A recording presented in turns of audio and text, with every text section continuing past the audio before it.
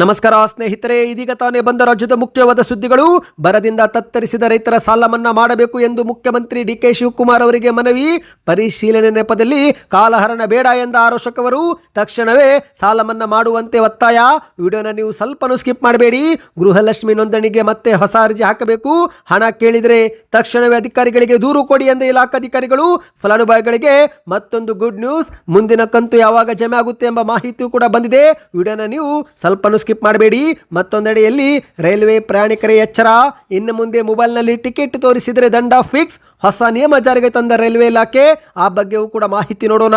ಕರ್ನಾಟಕದಲ್ಲಿ ಜಾರಿಗೆ ಆದ ಗ್ಯಾರಂಟಿ ಯೋಜನೆಗಳು ಯಾವುದೇ ಕಾರಣಕ್ಕೂ ಬಂದ್ ಆಗಲ್ಲ, ಶೀಘ್ರದಲ್ಲೇ ಪರಿಷ್ಕರಣೆ ಮಾಡುತ್ತೇವೆ ಎಂದ ಸಿಎಂ ಡಿಕೆ ಶಿವಕುಮಾರ್ ಅವರು. ಮತ್ತೊಂದೆಡೆಯಲ್ಲಿ ರಾಜಧಾನಿ ಬೆಂಗಳೂರಿಗರಿಗೆ ಮತ್ತೆ ಶಾಕ್ ಕೊಟ್ಟ ಸರ್ಕಾರ. ಫುಟ್ಪಾತ್ ತೆರವು ಬೆನ್ನಲ್ಲೇ ಅನಾಥ ವಾಹನಗಳ ವಿರುದ್ಧ ಕಾರ್ಯಾಚರಣೆ ಆರಂಭ. ನೀವು ಕೂಡ ಬೆಂಗಳೂರಿನವರಾಗಿದ್ದರೆ ಕೂಡಲೇ ಈ ಕೆಲಸ ಮಾಡಿ. ಎಲ್ಲ ಮಾಹಿತಿಗಳನ್ನು ಡೀಟೇಲ್ ಆಗಿ ನೋಡೋಕ್ಕೂ ಮೊದಲು ನೀವು ನಮ್ಮ ಚಾನಲ್ಗೆ ಮೊದಲು ಬಾರಿ ಭೇಟಿ ಕೊಡ್ತಾ ಇದ್ರೆ ದಯವಿಟ್ಟು ಸಬ್ಸ್ಕ್ರೈಬ್ ಬಟನ್ ಕ್ಲಿಕ್ ಮಾಡಿ, ಪಕ್ಕದಲ್ಲಿ ಕಾಣಿಸುವ ಗಂಟೆ ಕೂಡ ಒತ್ತಿದ್ರೆ ಕರ್ನಾಟಕದ ಮುಖ್ಯವಾದ ಮಾಹಿತಿಗಳು ನಿಮಗೆ ಸಿಗುತ್ತವೆ. ವಿಡಿಯೋಗೆ ಲೈಕ್ ಮಾಡ್ತಾ ವಿಡಿಯೋನ ಪೂರ್ತಿಯಾಗಿ ನೋಡಿ. ಬನ್ನಿ ಸ್ನೇಹಿತರೆ, ಎಲ್ಲ ಮಾಹಿತಿಗಳನ್ನು ಡೀಟೇಲ್ ಆಗಿ ನೋಡೋಣ. ರಾಜ್ಯದ ಮುಖ್ಯಮಂತ್ರಿ ಡಿಕೆ ಶಿವಕುಮಾರ್ ಅವರು ಬೀದರ ಜಿಲ್ಲೆ ಬೆನ್ನಲ್ಲೇ ಕಲಬುರಗಿ ಮತ್ತು ಬೆಳಗಾವಿಗೆ ಭೇಟಿ ಕೊಟ್ಟಿದ್ದು, ಭೇಟಿ ಕೊಟ್ಟಲ್ಲೆಲ್ಲ ಹಲವು ಜನರು ರೈತರ ಸಾಲ ಮನ್ನಾ ಮಾಡುವಂತೆ ಡಿಕೆ ಶಿವಕುಮಾರ್ ಅವರ ಮುಂದೆ ಮನವಿ ಇಡುತ್ತಿದ್ದಾರೆ. ಹೌದು ಗೆಳೆಯರೆ, ಇದೀಗ ಡಿಕೆ ಶಿವಕುಮಾರ್ ಅವರು ರೈತರ ಸಾಲ ಮನ್ನಾ ಮಾಡುತ್ತಾರೆ ಎಂಬ ಒಂದು ಸುದ್ದಿ ಭಾರಿ ಚರ್ಚೆ ಆಗ್ತಾ ಇದೆ. ಯಾಕಂದ್ರೆ ಇತ್ತೀಚಿನ ದಿನಗಳಲ್ಲಿ ಬರಗಾಲ ಹಿನ್ನೆಲೆಯಲ್ಲಿ ರೈತರು ನಷ್ಟ ಅನುಭವಿಸಿದ್ದು, ಹಾಗಾಗಿ ಸಾಲ ಮನ್ನಾ ಮಾಡಲೇಬೇಕು ಎಂದು ಮುಖ್ಯಮಂತ್ರಿ ಡಿಕೆ ಶಿವಕುಮಾರ್ ಅವರ ಮುಂದೆ ಮನವಿಡಲಾಗಿದೆ. ಹೌದು, ಈಗಾಗಲೇ ಮಹಾರಾಷ್ಟ್ರ ಮತ್ತು ತಮಿಳುನಾಡು ರಾಜ್ಯಗಳು ಅಲ್ಲಿನ ರೈತರ ಸಾಲ ಮನ್ನಾ ಘೋಷಣೆ ಮಾಡಿದ್ದು, ಮಹಾರಾಷ್ಟ್ರದಂತೆ ಕರ್ನಾಟಕದಲ್ಲೂ ಕೂಡ ಸಾಲ ಮನ್ನಾ ಮಾಡಬೇಕೆನ್ನುವುದು ಬೇಡಿಕೆಯಾಗಿದೆ. ಇತ್ತೀಚೆಗೆ ಕಲಬುರಗಿ ಜಿಲ್ಲೆಗೆ ಭೇಟಿ ಕೊಟ್ಟಂತ ವೇಳೆ ರೈತರೊಬ್ಬರು ಎದೆ ಬಡಿದುಕೊಂಡು ನಮ್ಮ ಸಾಲ ಮನ್ನಾ ಮಾಡಬೇಕು ಎಂದು ಮುಖ್ಯಮಂತ್ರಿ ಅವರ ಮುಂದೆ ಬೇಡಿಕೆ ಇಟ್ಟಾಗ, ಆಗ ಡಿಕೆ ಶಿವಕುಮಾರ್ ಅವರು ಆಯ್ತು, ಅಹವಾಲು ಕೊಡಿ, ಪರಿಶೀಲನೆ ಮಾಡೋಣ, ಯಾವ ಸಾಲ, ಯಾವ ವರ್ಷದ ಸಾಲ, ಎಷ್ಟು ಸಾಲ ಮನ್ನಾ ಮಾಡಬೇಕು ಎಲ್ಲವನ್ನೂ ಕೂಡ ಪರಿಶೀಲಿಸಿ ಈ ಬಗ್ಗೆ ನಿರ್ಧಾರ ತೆಗೆದುಕೊಳ್ಳಲಾಗುವುದು ಎಂದು ಹೇಳಿಕೆ ಕೊಟ್ಟಿದ್ದಾರೆ. ಅಂದರೆ ಸ್ನೇಹಿತರೆ, ಇಲ್ಲಿ ಡಿಕೆ ಶಿವಕುಮಾರ್ ಅವರು ಸಾಲ ಮನ್ನಾ ಆಗೋದಿಲ್ಲ ಅಂತ ಹೇಳಿಲ್ಲ, ಬದಲಿಗೆ ಈ ಬಗ್ಗೆ ಪರಿಶೀಲನೆ ಮಾಡುವುದಾಗಿ ಸುಳಿವು ಕೊಟ್ಟಿದ್ದು, ಇದರಿಂದ ಸಾಲ ಬಾಧೆಯಲ್ಲಿ ಸಿಲುಕಿರುವ ರೈತರಿಗೆ ಒಂದು ರೀತಿ ಸಾಲ ಮನ್ನಾವಾಗಬಹುದು ಎನ್ನುವ ನಿರೀಕ್ಷೆ ಮೂಡಿದೆ.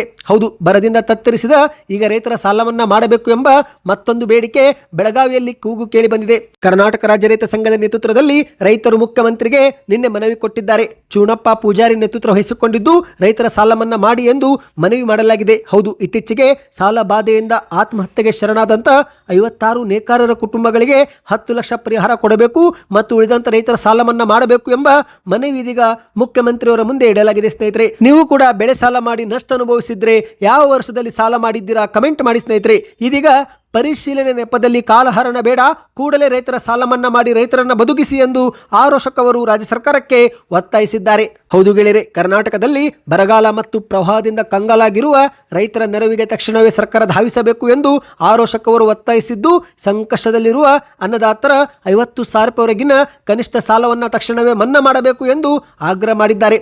ಮುಖ್ಯಮಂತ್ರಿ ಡಿಕೆ ಶಿವಕುಮಾರ್ ಅವರಿಗೆ ಈ ಬಗ್ಗೆ ಪತ್ರ ಬರೆದಿರುವ ಆರೋಶಕವರು ಮಾಧ್ಯಮಗಳ ಮುಂದೆಯೂ ಕೂಡ ಮಾತನಾಡಿ ರೈತರ ಸಾಲ ಮನ್ನಾ ಮಾಡಲೇಬೇಕು ಎಂದು ಆಗ್ರಹ ಮಾಡಿದ್ದಾರೆ. ಪ್ರಸ್ತುತ ಪರಿಸ್ಥಿತಿಯಲ್ಲಿ ರೈತರಿಗೆ ಬೇಕಾಗಿರುವುದು ಬರೀ ಭರವಸೆಯ ಮಾತುಗಳಲ್ಲ, ಬದಲಿಗೆ ತಕ್ಷಣದ ಸರ್ಕಾರದ ದೃಢ ನಿರ್ಧಾರ.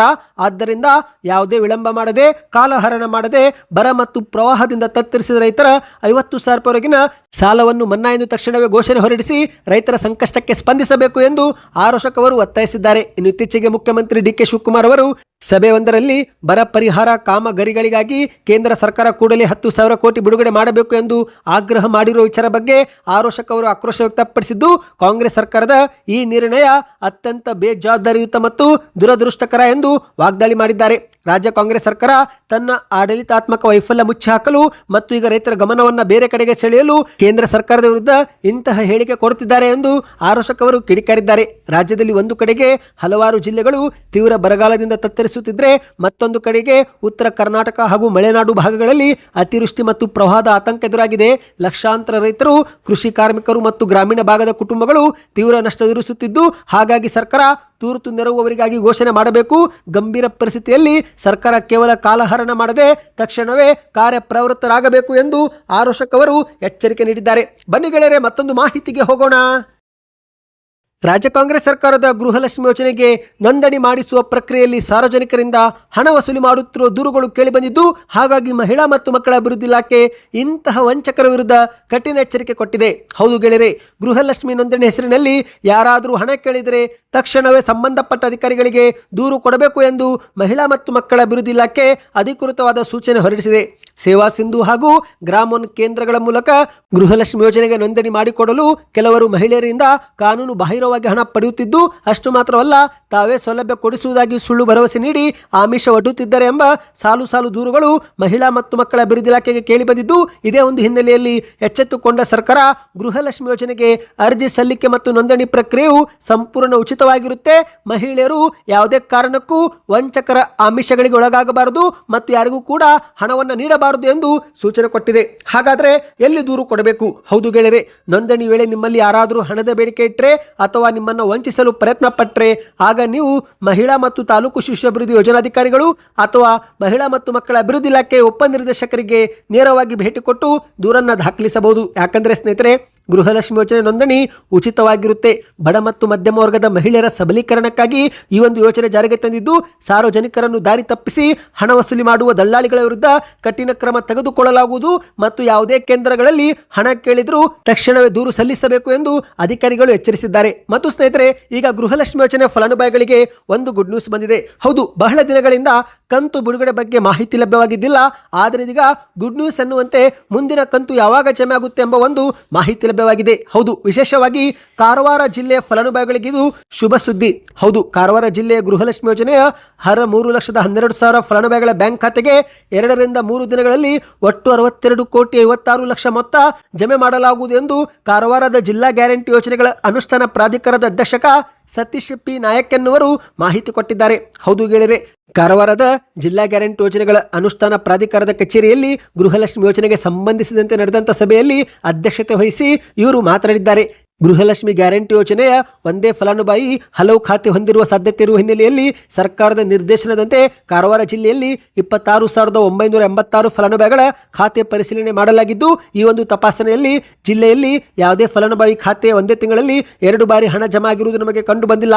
ಹಾಗಾಗಿ ಕಾರವಾರ ಜಿಲ್ಲಾ ಫಲಾನುಭವಿಗಳು ಯಾವುದೇ ರೀತಿಯ ಆತಂಕ ಪಡುವ ಅಗತ್ಯವಿಲ್ಲ ಎಂದು ಸ್ಪಷ್ಟಪಡಿಸಿದ್ದಾರೆ. ಶೀಘ್ರವೇ 62,56,00,000 ರೂಪಾಯಿ ಮೊತ್ತವು 3,12,818 ಫಲಾನುಭವಿಗಳ ಬ್ಯಾಂಕ್ ಖಾತೆಗೆ ಜಮೆ ಆಗುತ್ತೆ.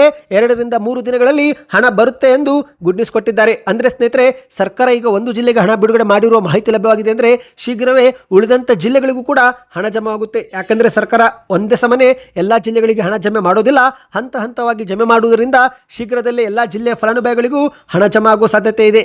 ಇನ್ನು ಸ್ನೇಹಿತರೆ, ಮುಖ್ಯಮಂತ್ರಿ ಡಿ.ಕೆ. ಶಿವಕುಮಾರ್ ಅವರು ಇತ್ತೀಚೆಗೆ ಬೆಳಗಾವಿ ಭೇಟಿ ಕೊಟ್ಟಂತ ವೇಳೆ ಮಾಧ್ಯಮಗಳ ಮುಂದೆ ಗ್ಯಾರಂಟಿ ಯೋಜನೆ ನಿಲ್ಲಿಸುವ ಪ್ರಶ್ನೆನೇ ಇಲ್ಲ ಎಂದು ಸ್ಪಷ್ಟಪಡಿಸಿದ್ದಾರೆ. ಯೋಜನೆಗಳು ಸಂಪೂರ್ಣವಾಗಿ ಯಶಸ್ವಿಯಾಗಬೇಕಾದ್ರೆ ಲೋಪದೋಷ ತಿದ್ದುಕೊಳ್ಳುವುದು ಅಗತ್ಯ. ಇದೇ ಒಂದು ಹಿನ್ನೆಲೆಯಲ್ಲಿ ಪರಿಶೀಲನೆ ಮಾಡುತ್ತಿದ್ದೇವೆ. ಅನರ್ಹರಾದವರು ಕೂಡ ಈ ಒಂದು ಸೌಲಭ್ಯ ಪಡೆದುಕೊಳ್ಳುತ್ತಿದ್ದು, ಅದನ್ನು ತಡೆದು ನಿಜವಾದ ಬಡವರಿಗೆ ಯೋಜನೆ ತಲುಪಿಸುವುದು ಈ ಒಂದು ಪರಿಷ್ಕರಣೆ ಮುಖ್ಯ ಉದ್ದೇಶವಾಗಿದೆ ಎಂದು ಡಿ.ಕೆ. ಶಿವಕುಮಾರ್ ಅವರು ಹೇಳಿದ್ದಾರೆ. ಬನ್ನಿ ಗೆಳೆಯರೆ, ಮತ್ತೊಂದು ಮಾಹಿತಿಗೆ ಹೋಗೋಣ. ದೇಶಾದ್ಯಂತ ರೈಲ್ವೆ ಪ್ರಯಾಣಿಕರಿಗೆ ಮುಖ್ಯವಾದ ಸೂಚನೆ. ಇನ್ನು ಮುಂದೆ ಮೊಬೈಲ್ನಲ್ಲಿ ಟಿಕೆಟ್ ತೋರಿಸಿದರೆ ದಂಡ ಫಿಕ್ಸ್. ಹೌದು ಗೆಳೆಯರೆ, ರೈಲು ನಿಲ್ದಾಣಗಳಲ್ಲಿ ಕೌಂಟರ್ಗಳ ಮುಂದೆ ಸಾಲಲ್ಲಿ ನಿಲ್ಲದೆ ಡಿಜಿಟಲ್ ಆಗಿ ಆನ್ಲೈನ್ ಮೂಲಕ ಟಿಕೆಟ್ ಬುಕ್ ಮಾಡಿಕೊಳ್ಳುವ ಪ್ರಯಾಣಿಕರಿಗೆ ಭಾರತೀಯ ರೈಲ್ವೆ ಇಲಾಖೆ ಒಂದು ಎಚ್ಚರಿಕೆ ಕೊಟ್ಟಿದೆ. ಇನ್ನು ಮುಂದೆ ಪ್ರಯಾಣದ ವೇಳೆ ಆನ್ಲೈನ್ ಮೂಲಕ ನೀವು ಆ್ಯಪ್ ಮೂಲಕ ಬುಕ್ ಮಾಡಿದಂಥ ಮೂಲ ಡಿಜಿಟಲ್ ಟಿಕೆಟ್ ಮಾತ್ರ ಮಾನ್ಯವಾಗಿರುತ್ತೆ. ಇತರೆ ಸ್ಕ್ರೀನ್ ಶಾಟ್ ಅಥವಾ ವಾಟ್ಸಪ್ನಲ್ಲಿ ಬಂದಿರೋ ಮೆಸೇಜ್ ತೋರಿಸಿದರೆ ನಡೆಯೋದಿಲ್ಲ. ಹೌದು, ಇತ್ತೀಚೆಗೆ ಮಹಿಳಾ ಪ್ರಯಾಣಿಕರೊಬ್ಬರು ವಾಟ್ಸಪ್ನಲ್ಲಿ ಬಂದಂಥ ಟಿಕೆಟ್ನ ಸ್ಕ್ರೀನ್ ಶಾಟ್ ಅನ್ನು ತೋರಿಸಿದ್ರು.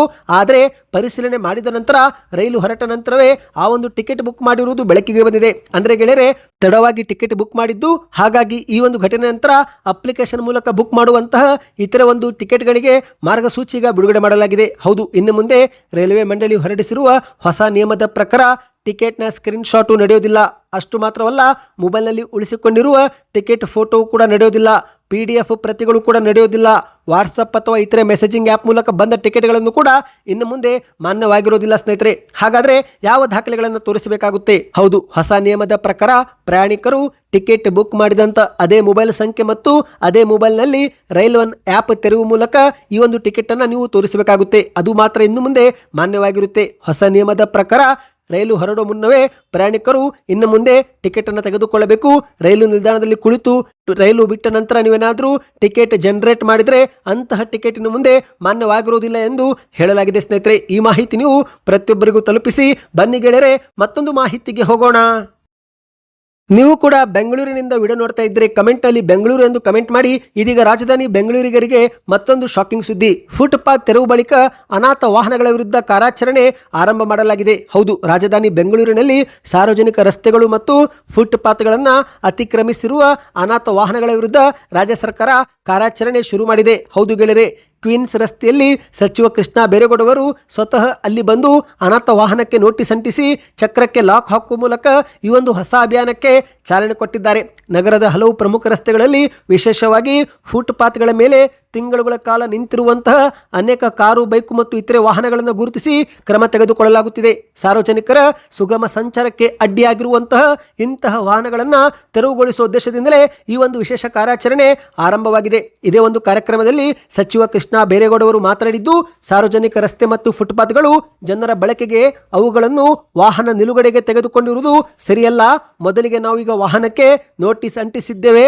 ನಿಗದಿತ ಅವಧಿಯೊಳಗೆ ವಾಹನ ತೆರವುಗೊಳಿಸದಿದ್ದರೆ ನಾವೇ ಅದನ್ನು ಟೋಯಿಂಗ್ ಮಾಡಿ ಜಪ್ತಿ ಮಾಡುತ್ತೇವೆ, ಕಾನೂನು ಪ್ರಕ್ರಿಯೆಯಂತೆ ಹರಾಜು ಕೂಡ ಹಾಕುತ್ತೇವೆ ಎಂದು ಎಚ್ಚರಿಕೆ ಕೊಟ್ಟಿದ್ದಾರೆ. ಹಾಗಾಗಿ ಸ್ನೇಹಿತರೆ, ಬೆಂಗಳೂರಿಗರಿಗೆ ಇದೊಂದು ಮುಖ್ಯವಾದ ಸೂಚನೆ. ನೀವು ಕೂಡ ನಿಮ್ಮ ವಾಹನವನ್ನು ಎಲ್ಲಿಯಾದರೂ ಬಹಳ ದಿನದಿಂದ ನಿಲ್ಲಿಸಿದ್ರೆ ಅಥವಾ ಯಾವುದೋ ಒಂದು ಕಾರಣಕ್ಕೆ ವಾಹನವನ್ನು ಹಾಗೆ ಬಿಟ್ಟಿದ್ರೆ ಅದನ್ನು ನೀವು ನಿಮ್ಮ ಮನೆ ಮುಂದೆ ತಂದು ನಿಲ್ಲಿಸಿ. ಯಾಕಂದ್ರೆ ಫುಟ್ಪಾತ್ಗಳಲ್ಲಿ ಅತಿಕ್ರಮಿಸಿ ವಾಹನ ನಿಂತಿದ್ರೆ ಅಂತಹ ವಾಹನವನ್ನು ಅನಾಥ ಎಂದು ಗುರುತಿಸಿ ಹರಾಜು ಮಾಡಲು ಸರ್ಕಾರ ಈಗ ಮುಂದಾಗಿದೆ. ಸದ್ಯಕ್ಕೆ ಇತ್ತು. ಈ ಎಲ್ಲ ಮಾಹಿತಿಗಳು ನಿಮಗೆ ಇಷ್ಟವಾಗಿದ್ರೆ ಚಾನಲ್ಗೆ ಸಬ್ಸ್ಕ್ರೈಬ್ ಮಾಡಿ, ವಿಡಿಯೋಗೆ ಲೈಕ್ ಮಾಡ್ತಾ ವಿಡಿಯೋನ ಶೇರ್ ಮಾಡಿ, ನಿಮ್ಮ ಅನಿಸಿಕೆಗಳನ್ನು ಕಮೆಂಟ್ ಮಾಡಿ.